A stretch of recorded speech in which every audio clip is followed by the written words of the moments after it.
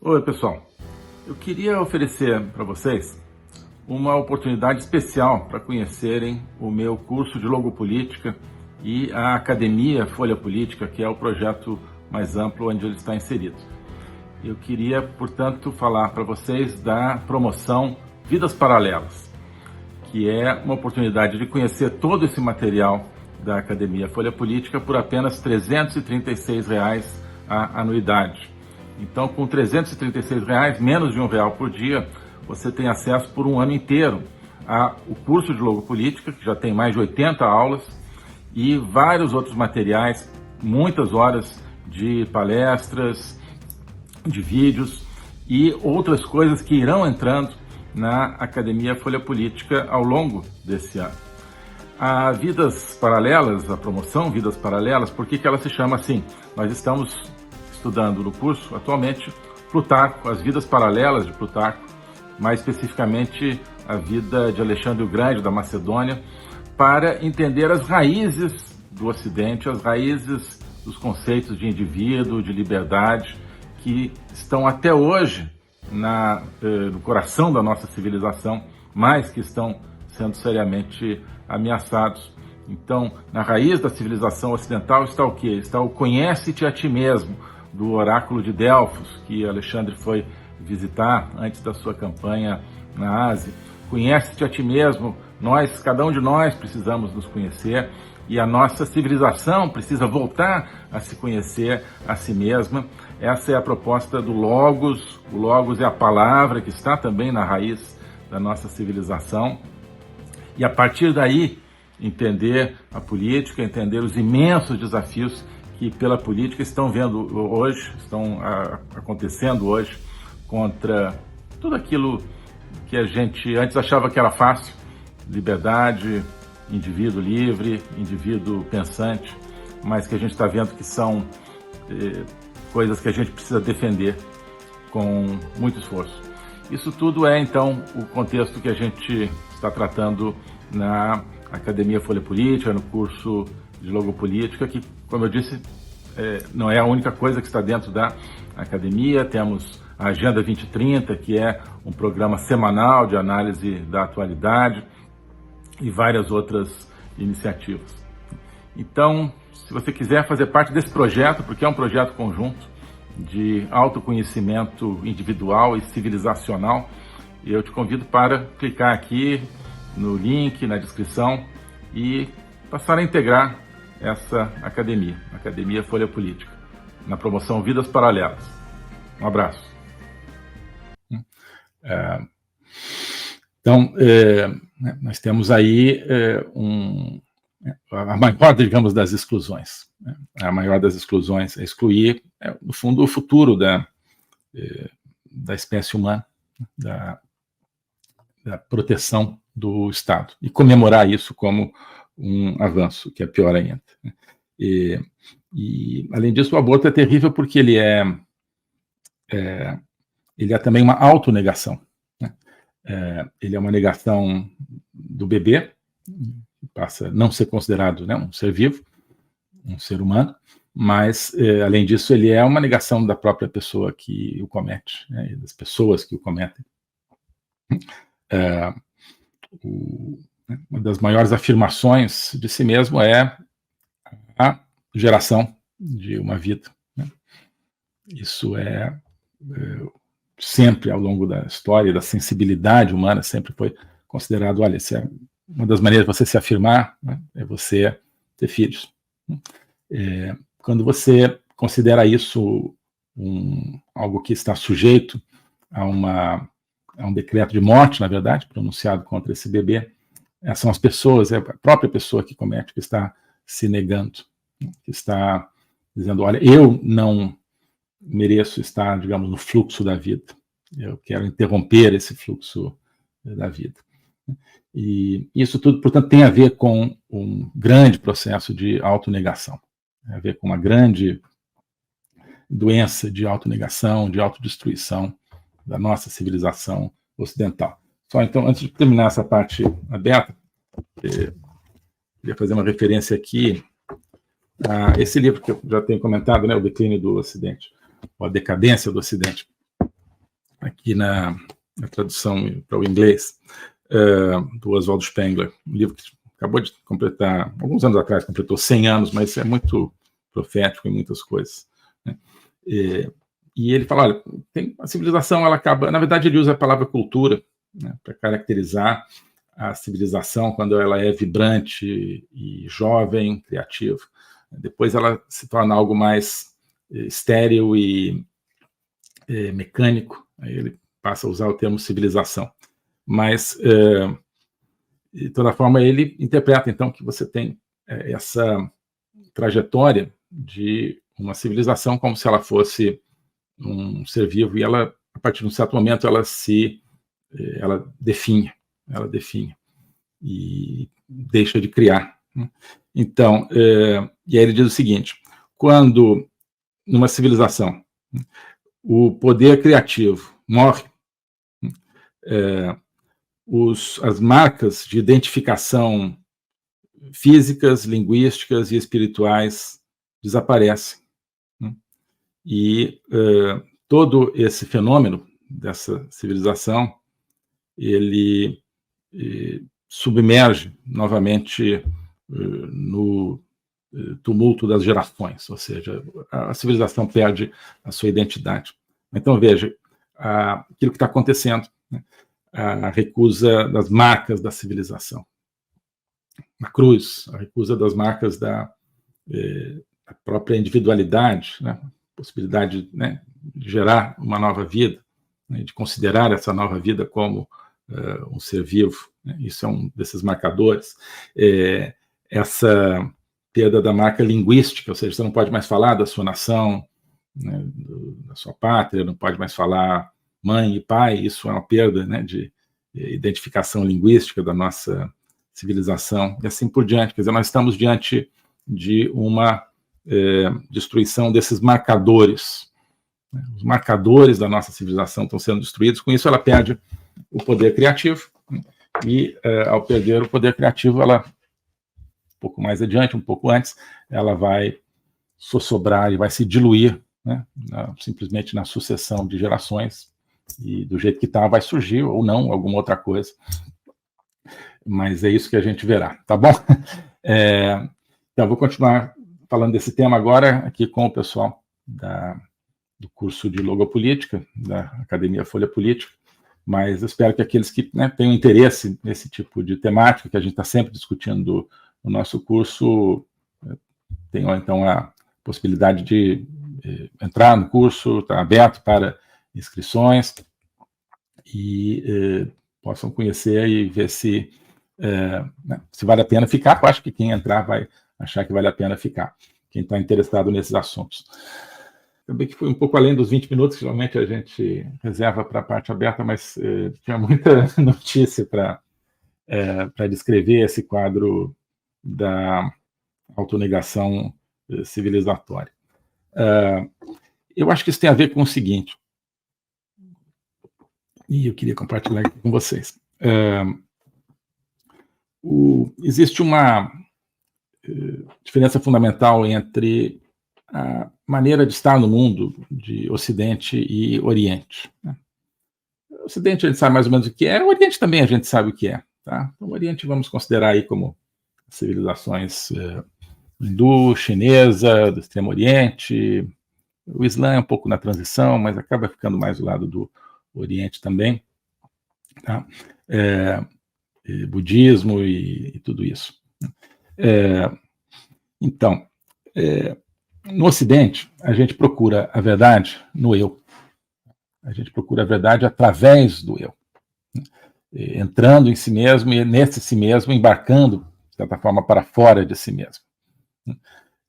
Na introspecção que a gente procura a verdade que existe lá fora. É na introspecção que a gente se lança a essa busca. É através da intensificação do eu, de sentir o que a gente sente, da intensificação das nossas paixões, das nossas angústias. É assim que a gente,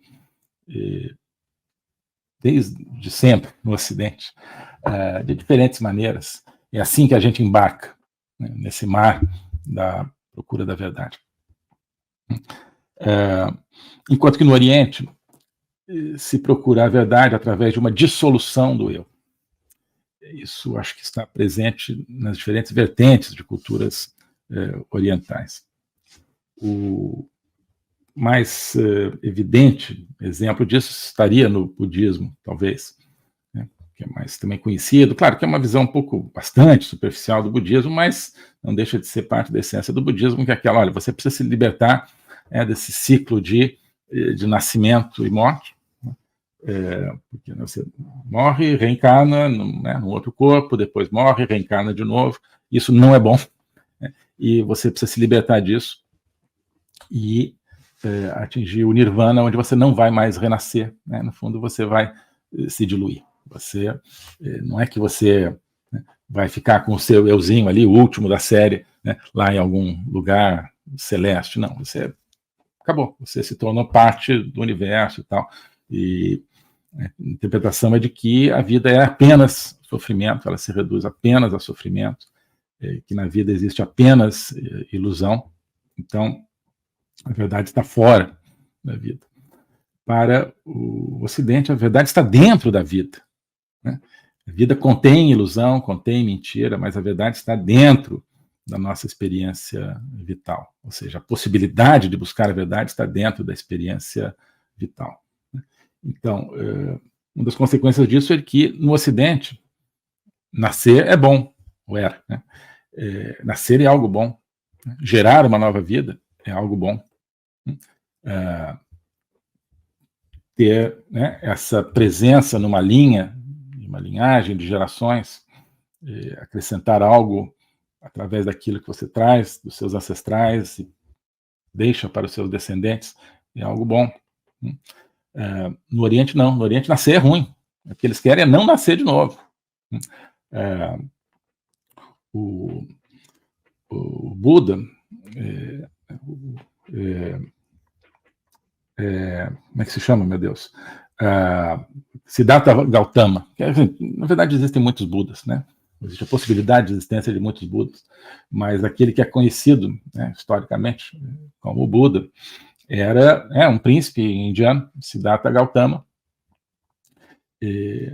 que recebe uma iluminação, entende tudo, né, e passa a ensinar as pessoas como atingir essa iluminação, mas ele, ao atingi-la também, ele está, então, ele percebe que ele está na última vida, ele não vai precisar reencarnar de novo, né? E o Buda, os outros Budas, muitas pessoas podem atingir esse estado de Buda. O estado de Buda é aquele em que você não é a sua última vida, não precisa reencarnar de novo. Está ali apenas ainda para tentar ajudar algumas pessoas também a atingirem esse estado e também não precisarem reencarnar de novo. Portanto, é um grande culto do não nascimento. O objetivo é não nascer. No Ocidente, o objetivo é nascer. No Ocidente, o objetivo é, né, ser intensamente quem se é, e como parte desse ser intensamente quem que é, sim, procriar e deixar uma estirpe. Então, nós estamos diante de duas presenças no mundo completamente diferentes. E se a gente olha os objetivos do marxismo, do comunismo, conforme a gente estudou um pouco já no curso, a gente vê que esses objetivos têm muito mais a ver com a dinâmica oriental do que com a dinâmica ocidental. O que é a sociedade comunista? Ela é, de certa forma, o nirvana na Terra. Ela não é o reino de Deus na Terra, de forma nenhuma, né? No reino de Deus, a gente está como indivíduo, cada um, né, com a sua alma e com o seu corpo, né? É difícil da gente entender isso, mas sim, ressurreição da carne significa o quê? Ressurreição da carne, a carne é daquele indivíduo, né? Cada um tem a sua carne, né? Então, o cristianismo é para o indivíduo, né? O reino de Deus é para a nossa alma individual. No budismo, portanto, quer dizer, que é o mais talvez explícita da visão oriental, você tem algo semelhante, portanto, ao comunismo. No comunismo você tem algo semelhante ao budismo, né? Que é, olha, acabou, né? Você vai se dissolver na sociedade, né? Você vai deixar de ter o seu pensamento próprio, você vai deixar de sofrer, né? Porque não precisará mais lutar pela sua própria existência. Quer dizer, cada um vai trabalhar de acordo com a sua capacidade, segundo um dos ditos do Marx, né? Mas tá bem, mas sem nenhuma perspectiva de afirmar-se numa carreira, né, numa criação, não. Cada um vai estar ali como uma peça numa engrenagem. Não é muito diferente disso.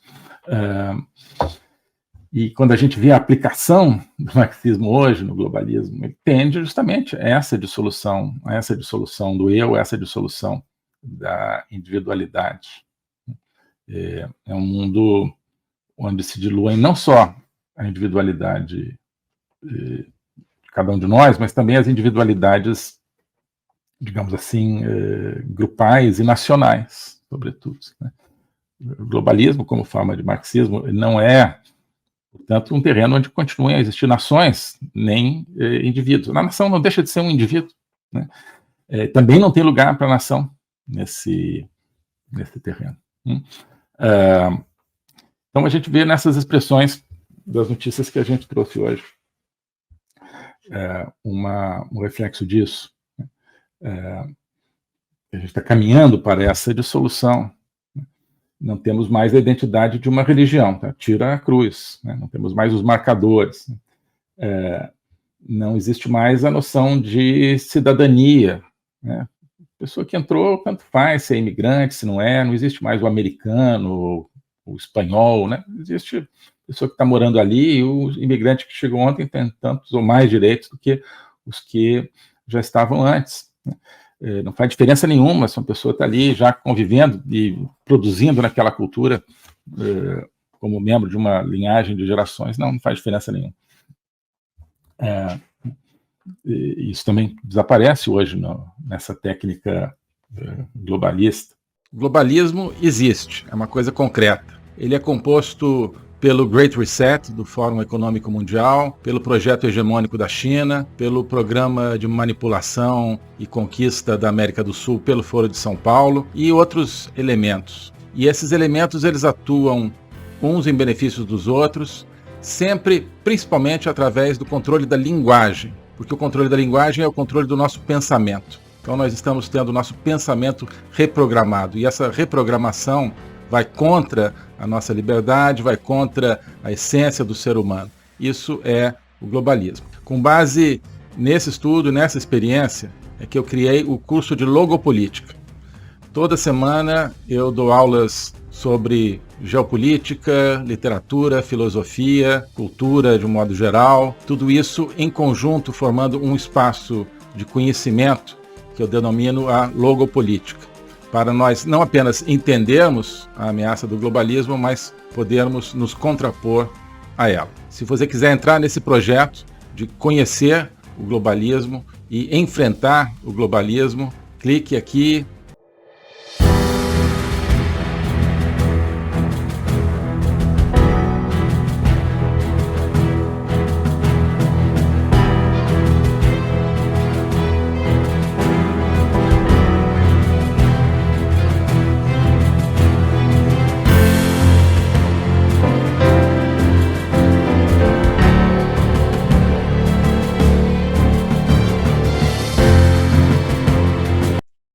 Alô a todos. Hoje eu gostaria de falar sobre o meu novo curso de logopolítica, onde eu vou colocar a versão completa daquilo que eu tenho a ensinar sobre o globalismo. O globalismo nas suas múltiplas dimensões: geopolítica, econômica, social, cultural, filosófica, dimensões que só podem ser entendidas em conjunto, e que só podem ser entendidas em conjunto a partir de uma perspectiva logopolítica, ou seja, uma perspectiva do logos. Logos é a essência do ser humano.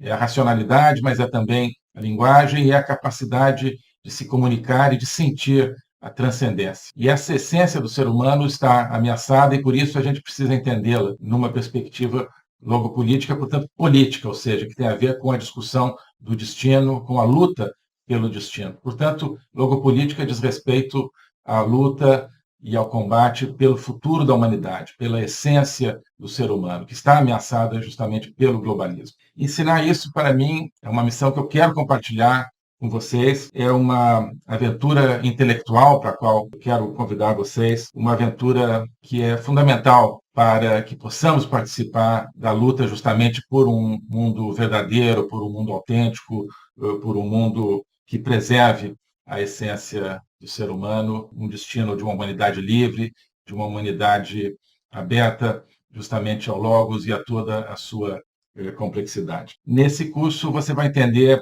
esses grandes combates, quais são as ideias que estão por trás daquilo que ameaça essa essência do ser humano, as grandes ideias que estão se confrontando, quais são as ideias que precisam ser mobilizadas justamente para a defesa, para a preservação dessa nossa essência. Portanto, é preciso entender as discussões filosóficas que não são puramente abstratas, que têm a ver, que têm efeitos diretos na nossa vida diária. Então, quando nós vemos os fenômenos da inflação, da guerra, da carestia, de várias carências no mundo de hoje, nós estamos diante, no fundo, de processos que têm a ver com as ideias. São as ideias por trás desses processos que determinam a sua problemática. Então, essa concepção de um ser humano sem essência, sem transcendência, que nós vemos hoje na nossa sociedade, essa concepção é que tem consequências dramáticas, inclusive na nossa vida material. Atrás dessa concepção existe um projeto de controle total, um projeto totalitário, de domínio. É por causa disso que nós assistimos hoje a fenômenos que nos parecem caóticos, que nos parecem desconectados, mas que vão acabando com a nossa liberdade, vão desestruturando a nossa sociedade, fazendo com que nós vivamos, mesmo dentro de países teoricamente democráticos, cada vez mais dentro de uma sociedade de controle. Então, nós hoje temos, você certamente tem, dificuldade de entender o que está acontecendo no mundo.